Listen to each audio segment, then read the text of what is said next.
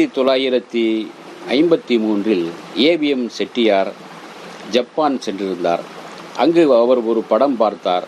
ரோஷ்மான் என்ற அந்த படத்தினை பார்த்து மிகவும் சிலாக்கித்து பேசினார். அது மட்டுமல்ல, அதனுடைய திரைக்கதை வடிவம், அது கதை சொல்லும் பாணி, இதெல்லாம் பார்த்துவிட்டு இதே பாணியில் நாம் ஒரு படத்தை எடுத்தால் என்ன என்று அவர் முடிவு செய்து வந்து தமிழ்நாட்டில் எடுத்த படம்தான் அந்த நாள்.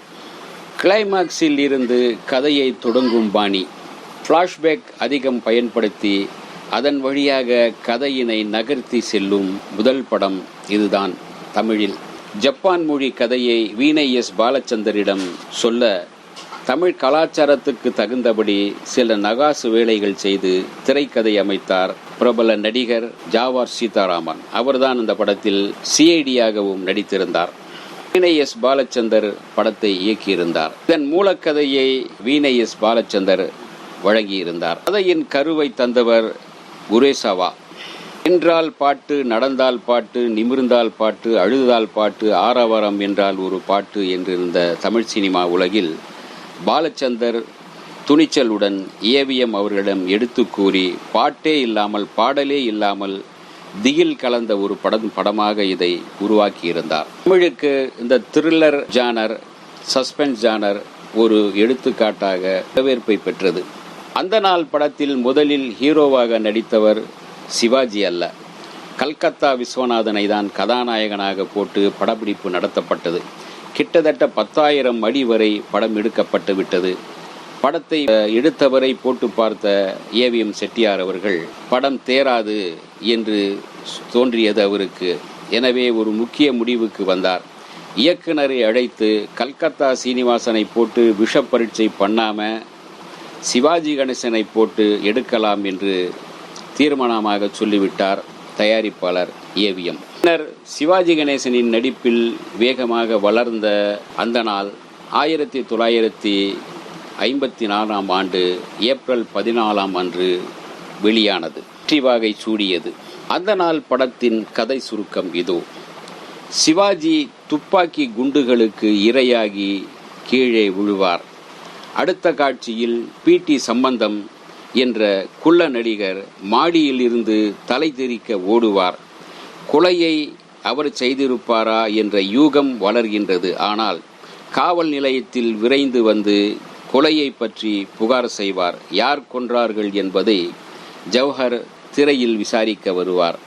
துப்பறிகின்ற போதும் ஒவ்வொரு விசாரணையின் போதும் ஒவ்வொருவரின் முகமும் யூகங்களுக்கு ஏற்றபடி துணை போகிறது. சந்தேகம் சந்தோஷமாக எல்லோரிடமும் தங்குகிறது. அறிவாளியான ரேடியோ என்ஜினியர் தன் திறமைகளை இந்தியா பயன்படுத்திக் கொள்ளாத காரணத்தால் ஆவேசமாகின்றான். எனவே ஜப்பான் நாட்டிற்கு தன் நாட்டினை காட்டிக் கொடுக்க முனைந்தான். தேசபக்தியே அனைத்து பக்தியை விட சிறந்தது என்று உணர்ந்த அவனது மனைவி தன் கணவனையே எதிர்க்கின்றாள். கணவன் மனைவி கைகலப்பில் துப்பாக்கி வெடிக்க கணவன் இறக்கின்றான். முடிவில் உண்மை தெரிய வருகின்றது. பாடலே இல்லாமல் வெளிவந்த முதல் படம் அந்த நாள்தான். எனவே பாடலே இல்லாமல் வருகின்ற இந்த படத்திற்கு புதுவிதமான இசையமைக்க வேண்டும் என்றால் அதற்கு தனித்துவம் வாய்ந்த இசையமைப்பாளர் தேவை. ஆகவே பாகவதர் காலத்தில் இருந்து தொடர்ச்சியாக 70கள் வரை இயங்கிக் கொண்டிருந்த சுதர்சன் என்பவரை வைத்து ஏவிஎம் அந்த நாள் படத்திற்கு பின்னணி இசையை பின்னி எடுக்க வைத்திருந்தார். படத்தின் புதுமையான கரு, தொழில்நுட்ப தேர்ச்சியும் நாட்டுப்பற்றும் மையக்கரு ஆயின.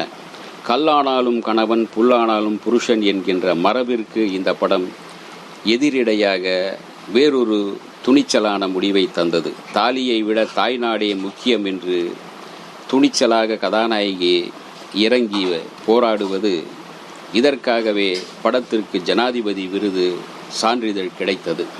நடிகர் திலகம் சிவாஜி கணேசன் தன்னுடைய வில்லத்தனமான நடிப்பை வெளிப்படுத்திய திரும்பிப்பார், எதிர்பாராதது, கூண்டிக்கிளி வரிசையில் அந்த நாள் படமும் மிகப்பெரிய அளவில் அவருடைய வில்லத்தனம் ரசிக்கப்பட்டது, பார்க்கப்பட்டது, பாராட்டப்பட்டது. வில்லங்கமான கதாபாத்திரத்தில் வெளுத்து வாங்கியிருந்த சிவாஜி கணேசனுக்கு ரசிகர்களிடையே பெரும் பாராட்டும் கிடைத்தது.